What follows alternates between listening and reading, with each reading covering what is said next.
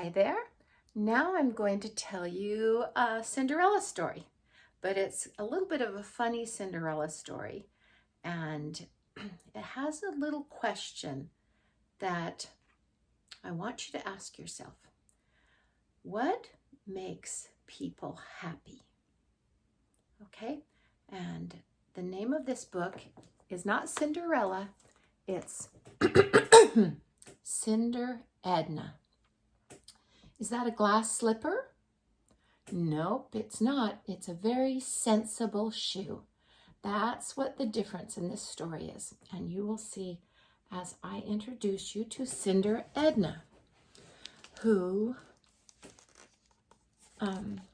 is a little bit different, but a really wonderful person. Cinder Edna. Let me get comfortable.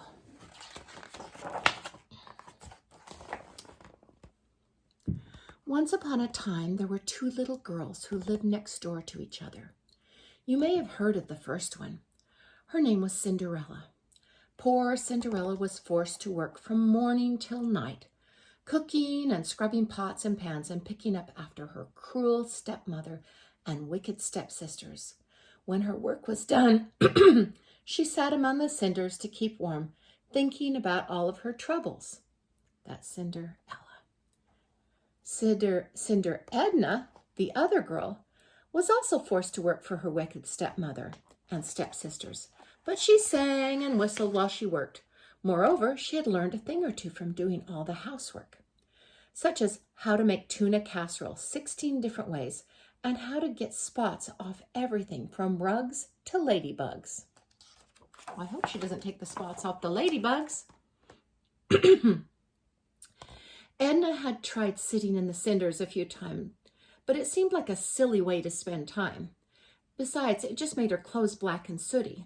Instead, when the housework was done, she kept warm by mowing the lawn and cleaning parrot cages for the neighbors at $1.50 an hour. She also taught herself to play the accordion. Even with her ragged, sooty clothing, Cinderella was quite beautiful. Edna, on the other hand, wasn't much to look at, but she was strong and spunky and knew some good jokes, including an especially funny one about an anteater from Afghanistan.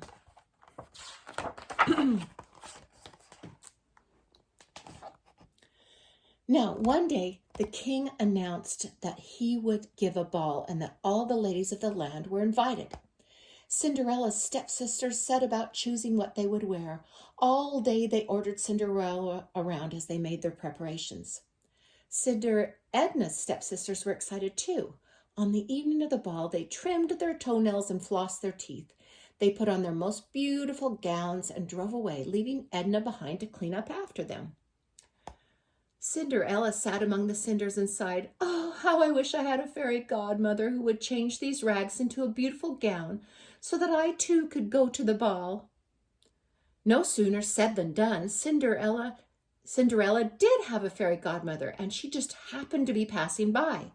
With a wave of her magic wand, she changed Cinderella's rags into a beautiful gown.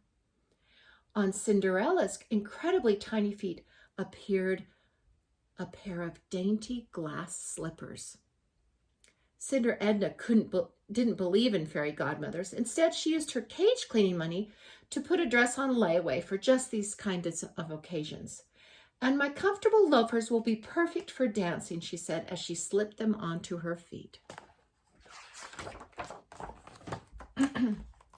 Meanwhile, Cinderella's big, bright eyes brimmed with tears.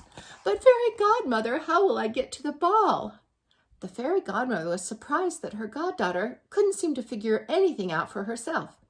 However, with another wave of the wand, she changed the pumpkin into a carriage, 6 white mice into horses, and a stray rat into a coachman.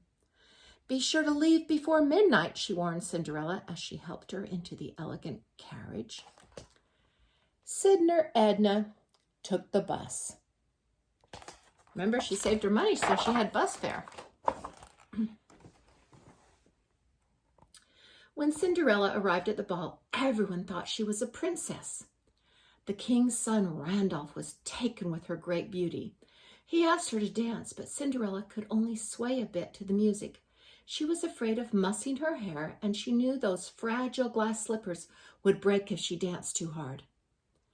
Just then Cinder Edna entered the room. She made straight for the refreshment table and poured herself some punch. It was Randolph's princely duty to greet everyone, so he came over to say hello. "What's it like being a prince?" Edna asked to make conversation. "Quite fantastic," said the prince. "Mostly I review the troops and sit around on the throne looking brave and wise." He turned his head so that Edna could see how handsome his chin looked from the right side. "Boring," thought Edna. "Excuse me, but we recycle plastic around here," said a little man with glasses and a warm smile.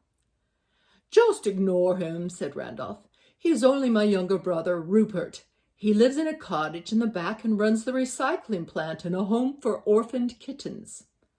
Cinder Edna immediately handed Rupert her cup. "Would you like to dance?" asked Rupert. Cinder Edna and Rupert danced and danced and danced. They did the storybook stomp and the cinnamon twist. They did the worm and the fish. They boogied and woogied. At last they stopped for a round of punch. Edna learned that Rupert loved tuna casserole, played the concertina, and knew some good jokes. She told him the one about the anteater from Afghanistan, and he told her the one about the banana from Barbados. They were deep in conversation about gum wrappers and rusty tin cans when the clock began to strike 12. "Oh!" cried Cinderella, running to the door. "The magic spell disappears at midnight." "Uh-oh!" cried Cinder Edna, running for the door. "The buses stop running at midnight." Randolph and Rupert ran after the two girls. "Wait, wait," they called, but it was too late. As the girls vanished into the night, the two princes ran smack dab into each other on the palace steps. Uh-oh. Whap! They landed with a thud. Rupert's glasses went flying and broke into a million pieces on the cement. "Look what you made me do," cried Randolph. "Now she's gone, the only girl I ever loved." "Oh, why didn't you get her name?" asked Rupert impatiently. "The one I love is named Edna." "Gee, I forgot to ask," said Randolph, scratching his head. There he is, scratching his head. As Rupert got up, he stumbled over something. When he leaned close to look, he saw two shoes lying side by side on the steps. Do you see the two shoes? One was a scuffed-up loafer. The other was a dainty glass slipper. "These definitely should be recycled," he said. Look down there. Do you see how they're getting home? Cinderella and Cinder Edna. Uh-oh, is he going to recycle the shoes? "No, no," said Randolph. "This is how we'll find them. We'll try these shoes on all the women in the kingdom. When we find the feet that fit these shoes, we'll have found our brides-to-be." Rupert looked at his brother with disbelief. "That is positively amazing," he said. "The most amazingly dumb idea I've ever heard. You could end up married to a toad. I have a much better idea." But Randolph wouldn't listen. He ran to his room to get his beauty sleep. The next day, he put his plan in action. He went to every house in the kingdom, trying to cram women's feet into the glass slipper. See all those different kind of feet? Some have painted toenails, some are wearing socks. Rupert, too, put his plan in action. First, he looked up all the Ednas in the palace directory. Then he visited them and asked each one this question: "How many recipes do you know for tuna casserole?" Randolph soon became discouraged. All the feet he saw were either too large, too wide, too long, or adorned with electric pink toenail polish.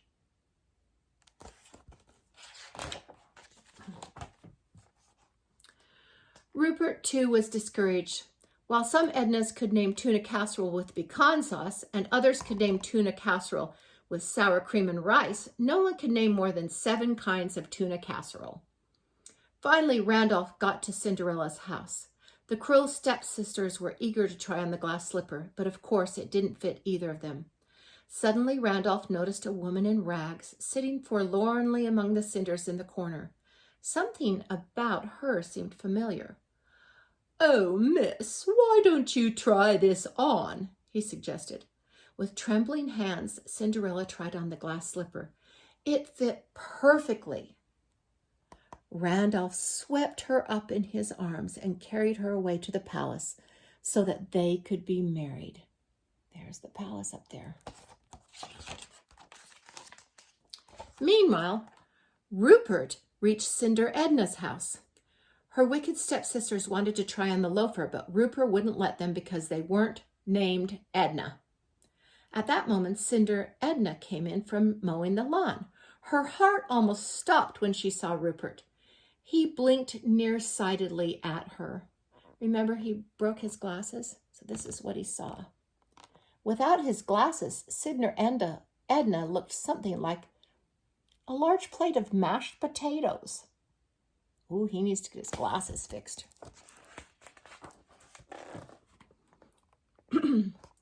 "Are you, let's see, Ashes Edna?" he asked, peering closely at the list of names.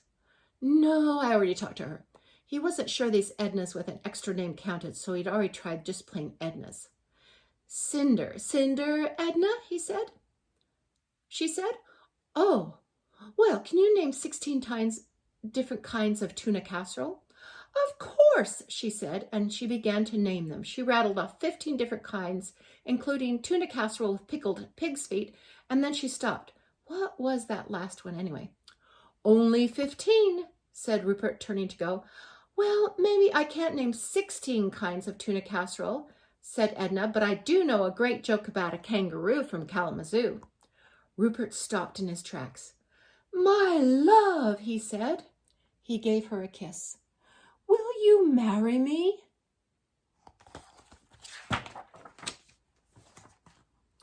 Soon after, Randolph married Ella. She dropped the cinder part. And Rupert and Edna, she did the same, were married in a grand double ceremony. So look at the two of them. There they are, smiling, looking pretty. Ooh, look, Rupert got new glasses. And look at the two of them. Oh, all they can do is look at how beautiful they are instead of looking at each other. So I don't even know if they're really in love. Maybe they're in love with themselves.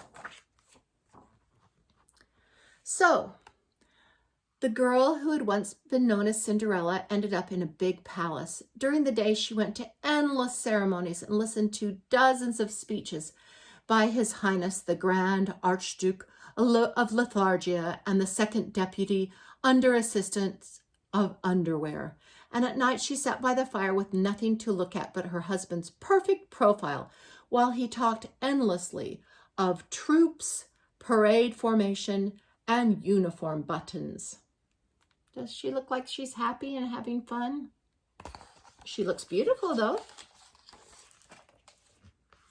And the girl who had been known as Cinder Edna ended up in a small cottage with solar heating.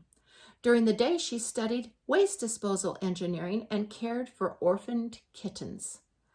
And at night, she and her husband laughed and joked, tried new recipes together, and played duets on the accordion and the concertina. Oh, look at the cute kittens. And look, they're keeping busy and doing fun things. And look, Cinder Edna seems to be smiling and happy. And they have a wonderful garden right there. Guess who lived happily ever after? And that's the end of Cinder Edna. So what do you think makes you happy? What made them happy? Did looking good and doing nothing make them happy? Or did having fun and being able to dance and be comfortable and do something good make them happy? That's a good message story, and I hope you liked it. I love you. Do something that makes you happy today.